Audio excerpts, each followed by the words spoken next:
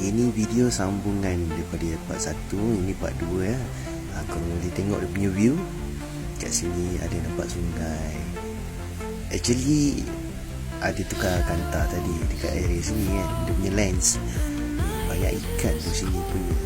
Tapi oleh kerana aku takut jangan ada yang pergi menjala ke apa ke, so kita pakai lens yang lain, normal lens DJI Edge guys punya view. Let's go.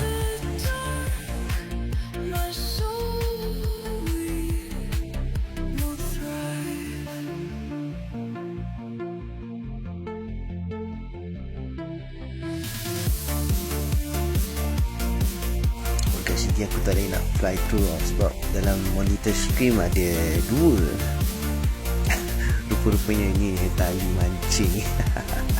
Aku tak tahu korang boleh nampak ke tak. Tu tengok lah.